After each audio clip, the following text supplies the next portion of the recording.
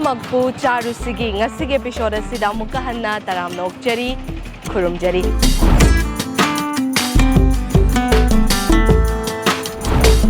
Ngasi akoina episode asigi tangka asigi hoina lakchariba mafam ase mayamna thoidok hendokna khangnaraba aduga yamnasu miyamna pamna chatnaba haiba tare mafam sida phangiba acha thaksigi matung inna hai tare adumaina chatnaba mafam amakhakne aduga aigi background hai tare masi uba kan su mayamna dum khangbiramani thajai masida akoina mayamna hainaba hai tare kaithel macha Kakching gi adumaina su hai aduga sida naudam bazar haina thaba su adumaina su uzai aduna kaithel macha mayamna dum khangnaraba mafam ne dunga si se mayamna kaithel macha sigi oina maming chatliba Kakching gi Bora Chasubi aduga akoigi chahau gi tan makhan singju hai tare singju chawhai tawraga semba singju makhak su phangye na hai adu ngasi test tawminaba gi damakta mayam ga punna hai tare adu gi damakta lakchabane adu di mayam changsallaga kari kamdaubono kamaina tawbono haibodo punna yengminarasi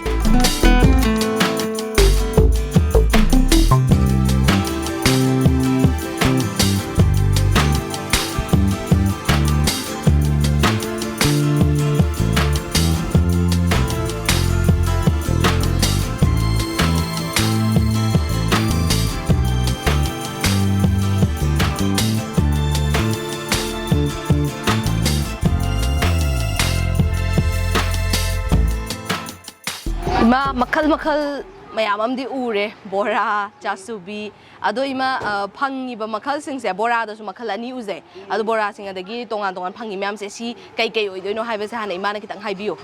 koi si se koi si da phangiba pot mai se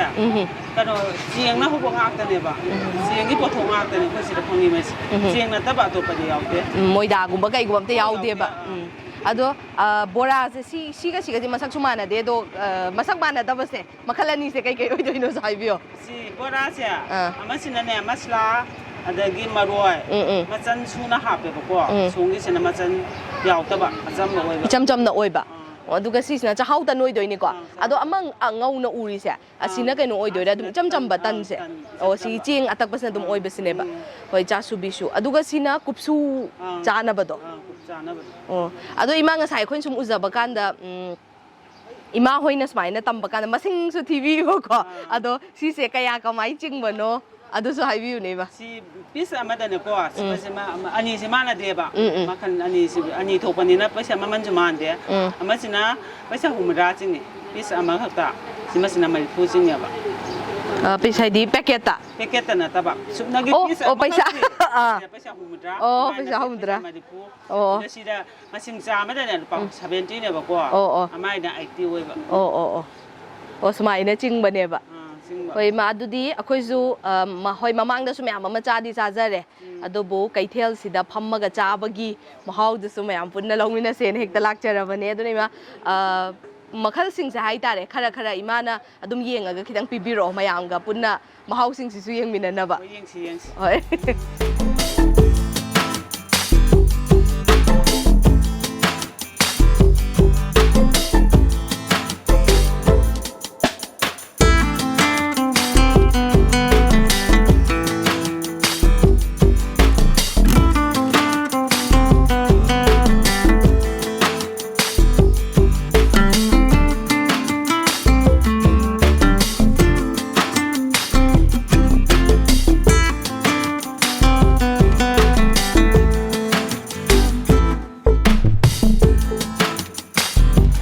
mayam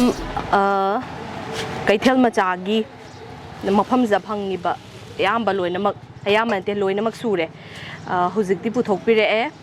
loinamak chengakta na sabane na haye sije Chasubi sina chahau gi tan aduga chumna sina khoigi cheng do angau bodo ngai roi dori samse cheng angau bodo adudugi ne aduga sina chawai singju aduga sina Bora makhal ani do oire Bora makhal ani se machu kitang mana de icham basa kitang light oye aduga maru marangumba maroiguma machal yaubasina kitang musalle ado yengasi try tawrasi keno se khara thum bazana chage chakhau sa khara phana ba kai gino di Chasubi su moro dum sai keno su dum sabani na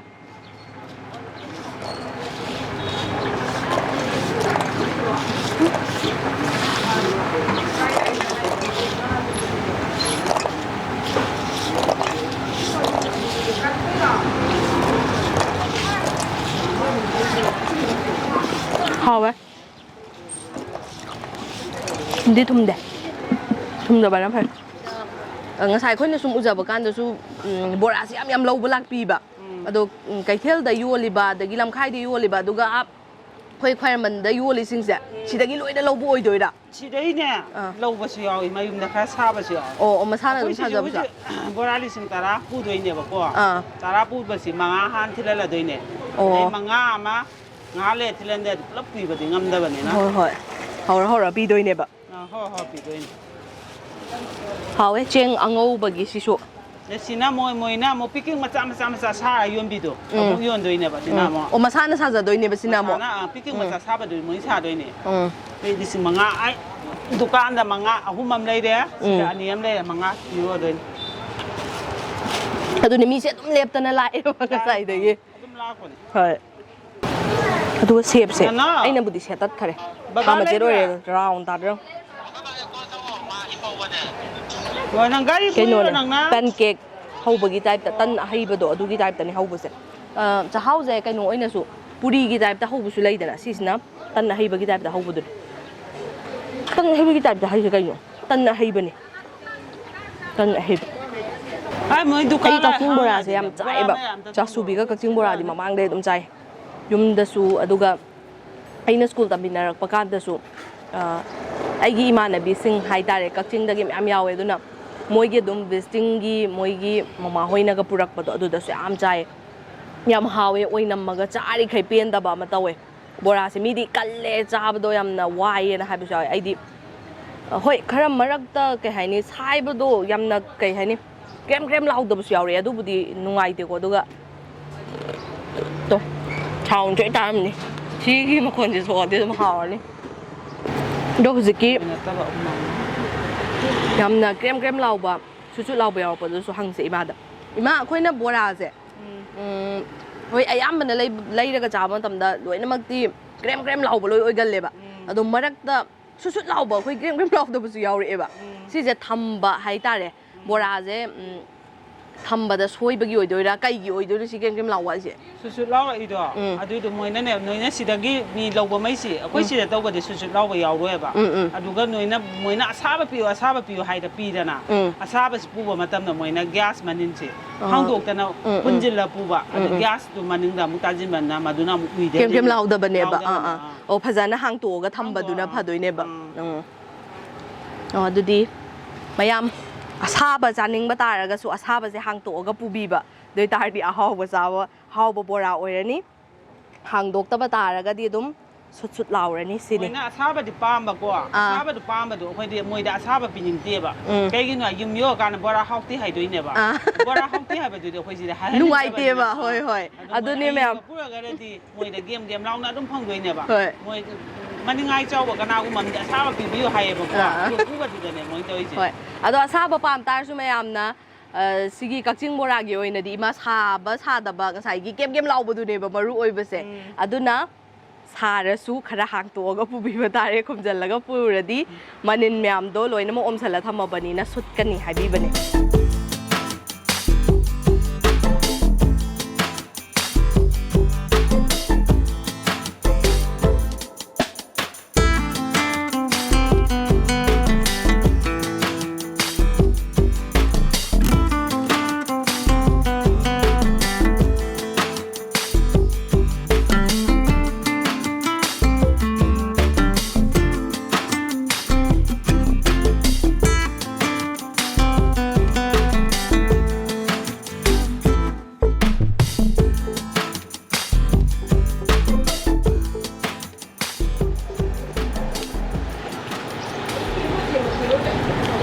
Ủa mẹ cho chúng ta biết làm gì thôi là không biết làm gì mẹ mà hol manaki soybumga tawba alu sakto adu su Kakching la abani na yengura se adu su sa khi se hojiki oina di doi mak hau re bora su hau re tan ani sa kwa cha hau tan ne hele ai hau ba dagi singju hawi bora ni sa achamba si ju hawi mai chambai ma hau ma duga ꯊꯨꯝ ꯃꯣꯔꯣꯛ ꯄꯥꯝꯕ ꯃꯤꯒꯤꯗꯤ ꯉꯁꯥꯏ ꯃꯔꯣꯏ ꯌꯥꯎꯕꯗꯣ ꯑꯗꯨꯗꯨꯗ ꯍꯦꯟꯅ ꯍꯥꯎꯅꯤꯅ ꯊꯥꯖꯩ ꯑꯩꯉꯣꯟꯗꯁꯨ ꯑꯗꯨꯅ ꯍꯦꯟꯅ ꯄꯥꯝꯃꯦ ꯆꯥꯁꯨꯕꯤꯁꯦ ꯃꯥ ꯑꯗꯨꯝ ꯕꯦꯁ ꯇꯥꯔꯦ ꯆꯥꯁꯨ ꯌꯥꯝ ꯍꯥꯎꯔꯦ ꯑꯗꯨꯅ ꯁꯤꯈꯩꯁꯦ ꯑꯃꯨꯛ ꯆꯥꯕ ꯂꯣꯏꯔꯒ ꯍꯣꯜꯒꯤꯗꯣ ꯑꯗꯨꯗ ꯑꯃꯨꯛ ꯃꯌꯥꯝ ꯄꯨꯟꯅ ꯆꯠꯃꯤꯟꯅꯔꯁꯤ ꯑꯗꯨꯒ ꯑꯗꯨꯁꯨ ꯌꯥꯝ ꯃꯃꯤꯡ ꯆꯠꯄꯅꯤꯀꯣ ꯀꯛꯆꯤꯡꯒꯤ ꯍꯣꯜ ꯃꯅꯥꯛꯀꯤ ꯀꯩꯅꯣꯗꯣꯅ ꯁꯣꯏꯕꯨꯝꯒ ꯑꯂꯨꯒ ꯁꯥꯛ ꯇꯧꯕ ꯍꯥꯏꯅ ꯑꯗꯨꯗꯣ ꯑꯃꯨꯛ ꯆꯥꯔꯨꯔꯁꯤ ꯃꯌꯥꯝ ꯉꯁꯥꯏ ꯑꯩꯈꯣꯏ ꯀꯩꯊꯦꯜ ꯃꯆꯥꯗ ꯕꯣꯔꯥ ꯆꯥꯁꯨꯕꯤ ꯑꯗꯨꯒ ꯇꯟ ꯃꯈꯟ ꯃꯈꯟ ꯃꯌꯥꯝ ꯑꯃꯁꯨ ꯆꯥꯈ꯭ꯔꯦ ꯑꯗꯨꯗ ꯉꯁꯥꯏ ꯑꯩꯍꯥꯛꯅ ꯍꯥꯏꯖꯕꯗꯣ ꯀꯩꯅꯣꯒꯤ ꯑꯩꯈꯣꯏꯒꯤ ꯀꯛꯆꯤꯡꯒꯤ ꯑꯣꯏꯅ ꯕꯣꯔꯥ ꯈꯛꯇ ꯅꯠꯇꯅ ꯑꯩꯈꯣꯏꯒꯤ ꯁꯤꯒꯤ ꯃꯐꯝꯁꯦ ꯑꯩꯈꯣꯏ ꯁꯣꯏꯕꯨꯝꯒ ꯑꯂꯨꯒ ꯁꯥꯛ ꯇꯧꯕꯅ ꯌꯥꯝ ꯃꯃꯤꯡ ꯆꯠꯄ ꯃꯐꯝꯗꯨꯅꯦ ꯑꯗꯣ ꯄꯔꯦꯡꯁꯤꯗ ꯃꯈꯟ ꯃꯈꯟ ꯍꯣꯇꯦꯜꯁꯦ ꯃꯌꯥꯝ ꯑꯃ ꯂꯩꯔꯦ ꯑꯗꯣ ꯐꯝꯐꯝ ꯆꯟꯗꯕꯐꯥꯎ ꯌꯥꯎꯔꯦ ꯍꯥꯏꯕ ꯇꯥꯔꯦ ꯑꯗꯨꯅ ꯑꯩꯈꯣꯏꯁꯦ ꯁꯤꯗ ꯑꯣꯏꯅ ꯐꯝꯃꯁꯦ ꯍꯥꯏꯅ ꯈꯟꯅꯔꯦ ꯑꯗꯨꯅ ꯃꯌꯥꯝ ꯆꯪꯉꯁꯤ ꯏꯃꯥꯒꯤꯁꯤꯗ ꯐꯪꯉꯤꯁꯦ ꯀꯩ ꯀꯩꯅꯣ ꯍꯥꯏꯕꯗꯣ ꯌꯦꯡꯃꯤꯟꯅꯔꯁꯦ ꯏꯃꯥ ꯑꯩꯅ ꯎꯕꯗꯁꯨ ꯑꯗꯨꯝ ꯈꯔꯗꯤ ꯎꯖꯔꯦ ꯑꯗꯨꯒ ꯁꯣꯏꯕꯨꯝꯒ ꯀꯛꯆꯤꯡꯒꯤ ꯑꯂꯨꯒ ꯁꯥꯛ ꯍꯥꯏꯗꯅ ꯃꯌꯥꯝ ꯌꯥꯝ ꯄꯥꯝꯅꯕ ꯍꯥꯏꯇꯥꯔꯦ ꯀꯛꯆꯤꯡ ꯆꯠꯂꯒꯗꯤ ꯁꯤ ꯆꯥꯔꯛꯇ꯭ꯔꯗꯤ ꯀꯩꯗꯧꯕꯩ ꯀꯛꯆꯤꯡ ꯆꯠꯂꯨꯏꯅꯣꯒꯁꯨ ꯍꯥꯏꯅꯔꯤꯕ ꯑꯗꯣ ꯀꯔꯤ ꯀꯔꯤ ꯑꯣꯏꯗꯣꯏꯅꯣ ꯏꯃꯥꯒꯤꯗ ꯐꯪꯕꯤꯔꯤꯁꯦ ꯁꯣꯏꯕꯨꯝꯒ ꯑꯂꯨꯒ ꯉꯥꯒ ꯉꯧꯕ ꯑꯂꯨꯁꯥ ꯑꯗꯒꯤ ꯄꯥꯛꯅꯝ ꯂꯐꯨ ꯊꯔꯣ ꯃꯔꯣꯏ ꯑꯗꯒꯤ ꯃꯪꯒꯜ ꯑꯇꯥꯎꯕ ꯑꯗꯒꯤ ꯉꯥ ꯑꯇꯥꯎꯕ ꯑꯗꯒꯤ ꯁꯤꯅ ꯌꯦꯔꯨꯝ ꯑꯐꯨꯠꯄ ꯑꯗꯒꯤ ꯁꯣꯝꯗ ꯆꯅꯥ ꯂꯩꯖꯔꯦ ꯑꯗꯒꯤ ꯑꯁꯤꯒꯤꯁꯤꯅ ꯀꯩꯅꯣ ꯇꯟ ꯀ꯭ꯔꯦꯛ ꯂꯥꯎꯕꯤ ꯍꯥꯏ ꯀ꯭ꯔꯦꯝ ꯂꯥꯎꯕꯗꯣ ꯑꯗꯒꯤ ꯆꯦꯡꯒꯤ ꯇꯟ ꯑꯁꯣꯝꯒꯤꯁꯤꯅ ꯕꯣꯔꯥ ꯃꯄꯥ ꯀꯩꯊꯦꯜ ꯃꯆꯥꯒꯤ ꯕꯣꯔꯥ ꯃꯄꯥ ꯍꯥꯏꯕꯗꯣ ꯀꯩꯊꯦꯜ ꯃꯆꯥꯁꯦ ꯑꯩꯈꯣꯏ ꯍꯧꯖꯤꯛꯇꯁꯨ ꯆꯠꯆꯔꯤꯅꯦ ꯀꯩꯊꯦꯜ ꯃꯆꯥꯒꯤ ꯕꯣꯔꯥ ꯆꯥꯔ ꯏꯃꯥ ꯍꯣꯏꯔꯣꯝꯗ ꯑꯃꯨꯛ ꯂꯥꯛꯆꯔꯤꯅꯦ ꯑꯩꯈꯣꯏꯁꯦ ꯀꯩꯊꯦꯜ ꯃꯆꯥꯒꯤ ꯕꯣꯔꯥꯅꯤ ꯇꯣꯞ ꯇꯣꯞꯄꯤ ꯍꯣꯏ ꯍꯥꯏꯗꯤ ꯑꯂꯨ ꯁꯥꯛꯇ ꯃꯐꯝ ꯑꯇꯩ ꯑꯇꯩꯅ ꯇꯥꯟꯕ ꯉꯝꯗꯕꯒꯨꯝ ꯍꯣꯏ ꯀꯩꯊꯦꯜ ꯃꯆꯥꯒꯤ ꯕꯣꯔꯥꯁꯦ ꯑꯩꯈꯣꯏꯅ ꯇꯥꯟꯕ ꯐꯪꯗꯦꯕ ꯑꯩꯈꯣꯏꯅ ꯍꯧꯔꯁꯨ ꯌꯧꯕ ꯉꯝꯗꯦꯕ ꯃꯌꯥꯏ ꯄꯦꯠꯂꯤ ꯈꯪꯗꯦ ꯑꯗꯩ ꯀꯔꯤ ꯇꯧꯏ ꯈꯪꯗꯦ ꯍꯥꯎꯕ ꯉꯝꯗꯦꯕ ꯑꯗꯒꯤ ꯑꯩꯈꯣꯏ ꯏꯅꯥꯎꯅꯨꯄꯥꯒꯤ ꯀꯩꯅꯣ ꯔꯣꯁ ꯑꯦꯄꯜ ꯗ꯭ꯔꯥꯒꯣꯟ ꯐ꯭ꯔꯨꯠ ꯑꯗꯒꯤ ꯏꯁꯇ꯭ꯔꯣꯕꯦꯔꯤ ꯁꯤ ꯏꯁꯇ꯭ꯔꯣꯕꯦꯔꯤ ꯗ꯭ꯔꯥꯒꯣꯟ ꯐ꯭ꯔꯨꯠ ꯀꯩꯁꯤꯗꯤ ꯌꯥꯝ ꯄꯩꯔꯝꯕꯅꯤ ꯂꯣꯏꯁꯤꯜꯂꯛꯄꯩꯅꯦꯕ ꯍꯣꯏ ꯏꯃꯥꯗꯨꯗꯤ ꯏꯃꯥꯒꯤꯁꯦ ꯃꯊꯦꯜꯁꯨ ꯌꯥꯝ ꯌꯥꯝꯃꯦ ꯑꯗꯣ ꯑꯩꯅ ꯇꯦꯁ ꯇꯧꯖꯅꯤꯡꯕ ꯈꯔ ꯍꯥꯏꯇꯥꯔꯦ ꯏꯃꯥꯗ ꯍꯥꯏꯖꯔꯒꯦ ꯏꯃꯥꯅ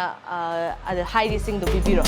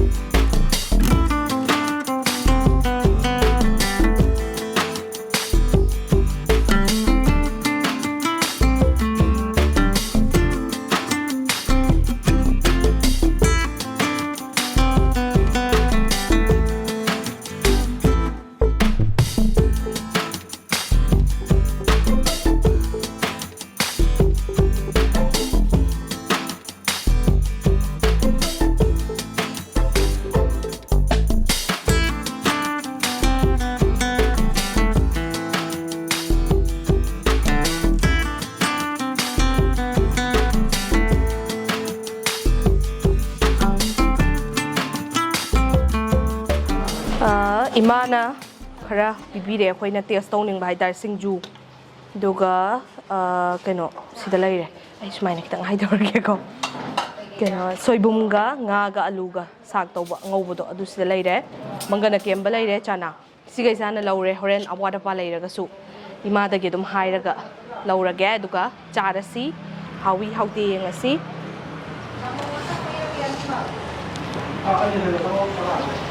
ꯁꯪꯉꯧ ꯑꯃ ꯆꯉꯥꯡ ꯑꯃ ꯁꯤ ꯍꯥꯟꯅ ꯇ꯭ꯔꯥꯏ ꯇꯧꯒꯦ ꯑꯩ ꯁꯤ ꯑꯗꯨꯝ ꯆꯥꯅꯤꯡꯉꯒ ꯂꯩꯔꯕꯅꯤꯅ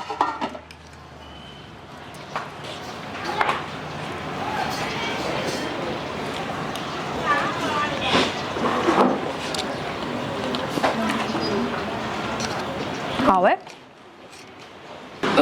이마 또또빠디 까리 방비가니 시다. 시다. 아. 호이사 쌍앙 쌍오. 아다기 카노 카리. 파로타. 아다기 talakangba. Sabatido. Talagang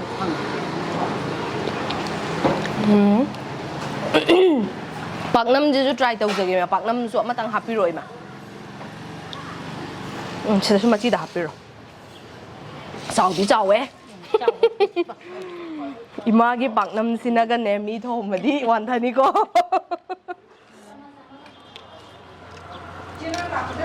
Sama-sama wala bra.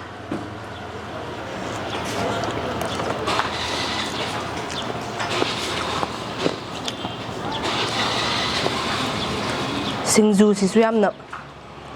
유닉 오이비 마옹다. 오이.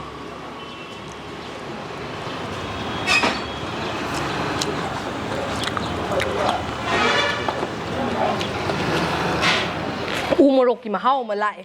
sinh du sẽ tính lâu vào mà hao ấy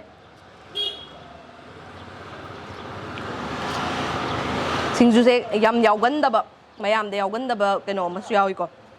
mày yam là sẽ dairy ấy khôi đi dairy hay dairy xoay mà cái hay nữa cái gì bợ Phu Hawaii hả? Phu Hawaii đó này mà phong cái nó mà nè để mà mình sẽ khôi dùng là dairy hay dairy số hay Sida su Phu Hawaii hay lắm mẹ.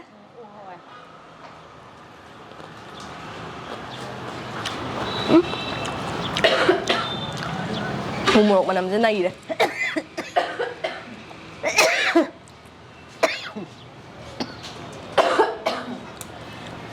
Paratha hapura. Hồi paratha mà taste tao thua sẽ phải hấp bữa. Paratha tu pileta hapo. Ayam mà hồi nè chỉ cái xoay bùm gà ngà gà alu gà ngầu bữa sẽ khăng đi khăng nara bani na. Mi dia cũng tất là làm cái đâu mà lên một phẩm gì. Đó khôi nè thấy nè ai khôi nè cái high school tầm mình ai mà tầm đóดูลากประกันดีเขาจะเสียท่วงห่างแต่ไปอยู่ด้วยเราสุขังเดียสมัยนี้ยามน่ะดีอุดเดียเขาจิกนั่นที่มาซิ่งแห่งกันประตูมาอยู่โอ้ยประมาณเลยเขาจิกเสียคุยชินะยันหาลีคุยอิมานะตะวันมาเสียใส่ฮีคุณมุกได้ละก็คุยน่ะมุกยมปาลปะเดะคุยน่ะมุกตะวะadaไอ้น่ะตะรุปสิใส่ฮีคุณท่ากับมังงามุกชูเรียบะada da mamang daเลยบะmaning daเลยบะสิไอ้เนี่ยยันหาลีAku di sagi kanune ba, plot ne ba. Imong aku mari mangapu ye ba. Moi ju aina aku gi sen Delhi piban ne ba. Hadi tulo ina sate ba. Nunti gi ona piban ne ba. Yang silaga na miye mada sangwa satu sanpa mana. Adagi saba thakpa sanu to bona aiga dum taw ba. Nong magi cross na aina taw ba. So satu aiga saba ayukina. Adamai tahu itu yang kanugi korna matam adagi langi matam hairu di siku sini kalim amatan nanti ba aku mengani ba yolisi mengal sida aku na aina tara sila sumoi su taragi hinggat pa hinda ba ado di yang sita ba di nanti ba imu pubang amme ba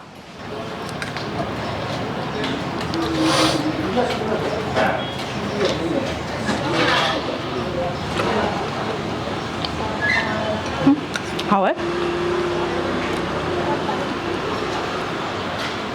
Ngari mà năm phải năm mày, ngari bạc năm sẽ ngari năm mà cái hao gì đó nè.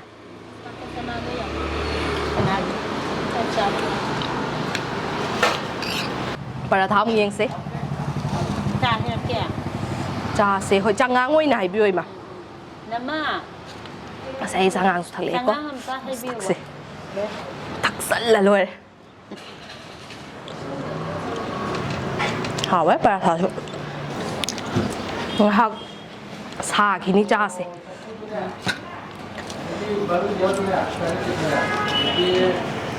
mù rụt nè kỳ giấy mà xin mù rụt là mình lên chơi đâu thúc xí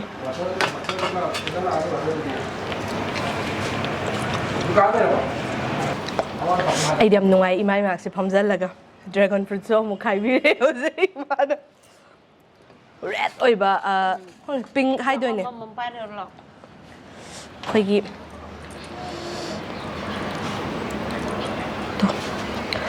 pasal pada cuba ni sih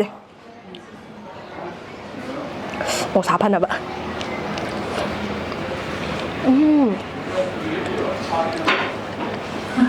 sige marugi kedreng lau xem nung ai sai ba ai cho sao mà nó ngoại tập cái này đặc biệt tôi nên mẹ nuôi gì chứ bay đây chơi chứ ꯑꯃꯃꯨꯛ ꯍꯥꯎꯋꯤ ꯑꯃꯃꯨꯛ ꯍꯥꯎꯋꯤ ꯚꯥꯞ ꯃꯦꯟ ꯑꯃ ꯇꯥꯗꯦ ꯑꯩꯁꯦ ꯁꯤ ꯂꯣꯏꯅꯃꯛ ꯆꯥꯅꯤꯡꯉꯤꯕ ꯁꯣꯏꯕꯨꯝ ꯑꯂꯨꯒ ꯇꯧꯕꯁꯤꯅ ꯃꯦꯟ ꯑꯣꯏꯅ ꯆꯥꯅꯤꯡꯉꯤ ꯑꯗꯨꯕꯨ ꯃꯌꯥꯝꯅꯁꯨ ꯈꯪꯕꯤꯔꯕꯗꯨꯅꯤ ꯉꯁꯥꯏ ꯀꯩꯊꯦꯜ ꯃꯆꯥꯗꯁꯨ ꯑꯩ ꯈꯔ ꯆꯥꯁꯜꯂꯛꯑꯦ ꯑꯗꯨꯅ ꯌꯥꯔꯛꯇ꯭ꯔꯦ ꯁꯣꯝ ꯅꯥꯀꯟꯗ ꯆꯪꯉꯣ ꯍꯥꯏꯕ ꯑꯗꯨꯅ ꯆꯥꯁꯤꯃ ꯊꯛꯑꯒ ꯉꯁꯥꯏ ꯃꯌꯥꯝꯗꯣ ꯄꯨꯊꯍꯜꯂꯁꯤ ꯑꯗꯨꯒ ꯂꯣꯏꯁꯟꯅꯕ ꯇꯧꯖꯔꯒꯦ ꯍꯥꯎꯋꯦ ꯆꯥ ꯂꯣꯏ ꯍꯥꯎꯋꯦ ꯑꯩ ꯇꯞꯅ ꯇꯞꯅ ꯊꯛꯑꯒꯦ ꯑꯩ ꯍꯧꯖꯤꯛ ꯄꯣꯛꯑꯅꯦꯕ ꯃꯌꯥꯝꯀꯣ ꯑꯗꯨꯅ ꯚꯤꯗꯤꯑꯣꯁꯦ ꯃꯇꯥꯡ ꯁ꯭ꯋꯥꯏꯗ ꯂꯣꯏꯁꯟꯅꯕꯒꯤ ꯇꯥꯟꯖꯥꯗꯨ ꯂꯧꯖꯔꯒꯦ ꯉꯁꯥꯏꯒꯤ ꯃꯌꯥꯝꯗꯨꯅ ꯑꯩ ꯃꯌꯥꯝ ꯆꯥꯕꯁꯨ ꯉꯝꯗ꯭ꯔꯦ ꯍꯥꯎꯗꯤ ꯍꯥꯎꯋꯤ ꯂꯣꯏꯅꯃꯛ ꯑꯗꯨꯒ ꯉꯁꯥꯏꯒꯤꯗꯁꯨ ꯑꯩꯅ ꯄꯥꯝꯕꯁꯤꯡꯁꯨ ꯍꯥꯏꯖꯈ꯭ꯔꯦ ꯁꯤꯒꯤ ꯃꯐꯝꯁꯤꯒꯤ ꯑꯣꯏꯅꯁꯨ ꯍꯥꯏꯇꯥꯔꯦ ꯁꯣꯏꯕꯨꯝꯒ ꯑꯂꯨꯒ ꯉꯥꯒ ꯁꯨꯃꯥꯏꯅ ꯉꯧꯕꯁꯦ ꯍꯥꯎꯋꯦ ꯀꯩꯅꯣꯁꯤꯒ ꯁꯤꯡꯖꯨꯁꯦ ꯎ ꯃꯣꯔꯣꯛꯀꯤ ꯃꯅꯝ ꯅꯝꯃꯦꯕ ꯑꯗꯨꯒꯤ ꯑꯩꯈꯣꯏꯒꯤ ꯃꯣꯔꯣꯛꯁꯦ ꯆꯨꯝꯅꯒꯤ ꯃꯣꯔꯣꯛ ꯑꯉꯥꯡꯕ ꯑꯀꯪꯕꯗꯣ ꯇꯧꯔ ꯃꯦꯠꯄꯁꯨ ꯌꯥꯎꯋꯦ ꯁꯤꯡꯖꯨ ꯇꯧꯔꯤꯁꯦ ꯑꯗꯨ ꯁꯤꯅ ꯎ ꯃꯣꯔꯣꯛ ꯇꯧꯔ ꯃꯦꯠꯂꯦ ꯑꯗꯨꯒꯤ ꯁꯤ ꯌꯥꯝ ꯍꯥꯎꯋꯦ ꯄꯥꯛꯅꯝꯁꯨ ꯍꯥꯎꯋꯦ ꯑꯗꯨꯒ ꯑꯇꯩꯁꯨ ꯍꯥꯎꯋꯦ ꯑꯗꯣ ꯑꯩꯅ ꯍꯦꯟꯕꯗꯣ ꯍꯥꯏꯖꯕꯅꯤꯀꯣ ꯁꯣꯏꯕꯨꯝꯒ ꯑꯂꯨꯒ ꯉꯥꯒ ꯁꯤꯡꯖꯨ ꯄꯥꯛꯅꯝ ꯑꯗꯨꯒ ꯏꯃꯥꯅ ꯉꯁꯥꯏ ꯑꯩ ꯃꯣꯔꯣꯛ ꯁꯥꯔꯤꯉꯩꯗ ꯈꯥꯏꯕꯤꯔꯛꯄ ꯗ꯭ꯔꯥꯒꯟ ꯐ꯭ꯔꯨꯠꯁꯦ ꯁꯤꯁꯨ ꯈꯨꯍꯥꯎ ꯑꯃ ꯇꯧꯔꯦ ꯆꯥꯁꯨ ꯍꯥꯎꯔꯦ ꯑꯗꯨꯗꯤ ꯃꯌꯥꯝ ꯉꯁꯤꯒꯤꯗꯃꯛꯇꯗꯤ ꯚꯤꯗꯤꯑꯣꯁꯦ ꯃꯇꯥꯡ ꯁ꯭ꯋꯥꯏꯗ ꯂꯣꯏꯁꯟꯅꯕꯒꯤ ꯇꯥꯟꯖꯥ ꯑꯗꯨ ꯂꯧꯖꯒꯦ ꯃꯊꯪꯒꯤ ꯑꯩꯈꯣꯏꯒꯤ ꯑꯦꯄꯤꯁꯣꯗꯇ ꯃꯌꯥꯝ ꯁꯣꯏꯗꯅ ꯉꯥꯏꯗꯨꯅ ꯂꯩꯕꯤꯔꯝꯃꯨ ꯃꯌꯥꯝꯅ ꯆꯠꯍꯟꯅꯤꯡꯕ ꯑꯗꯨꯒ ꯑꯩꯈꯣꯏꯒꯤ ꯑꯆꯥ ꯑꯊꯛꯁꯤꯡꯁꯦ ꯇꯦꯁ ꯇꯧꯍꯟꯅꯤꯡꯕ ꯃꯐꯝꯁꯤꯡꯗꯨꯁꯨ ꯃꯌꯥꯝꯅ ꯁꯣꯏꯗꯅꯃꯛꯀꯤ ꯑꯩꯈꯣꯏꯒꯤ ꯀꯃꯦꯟꯇ ꯑꯗꯨꯃꯛ ꯍꯥꯏꯕꯤꯔꯝꯃꯨ ꯑꯩꯈꯣꯏꯅ ꯆꯠꯆꯅꯕ ꯑꯗꯨꯒ ꯃꯍꯥꯎꯁꯤꯡ ꯑꯁꯦ ꯑꯩꯈꯣꯏ ꯄꯨꯟꯅ ꯑꯦꯛꯁꯄ꯭ꯂꯣꯔ ꯇꯧꯅꯕꯒꯤ ꯇꯥꯟꯖꯥ ꯑꯗꯨ ꯄꯨꯟꯅ ꯂꯧꯃꯤꯟꯅꯁꯤ ꯉꯁꯤꯒꯤꯗꯃꯛꯇꯗꯤ ꯑꯩꯈꯣꯏꯒꯤ ꯊꯧꯔꯝ ꯑꯁꯤꯒꯤ ꯇꯥꯡꯀꯛ ꯑꯁꯤ ꯂꯣꯏꯁꯤꯟꯕꯒꯤ ꯇꯥꯟꯖꯥ ꯑꯗꯨ ꯂꯧꯖꯒꯦ ꯃꯌꯥꯝ ꯄꯨꯝꯅꯃꯛꯄꯨ ꯑꯔꯣꯏꯕꯗ ꯑꯃꯨꯛꯀ ꯍꯟꯅ ꯈꯨꯔꯨꯝꯖꯔꯤ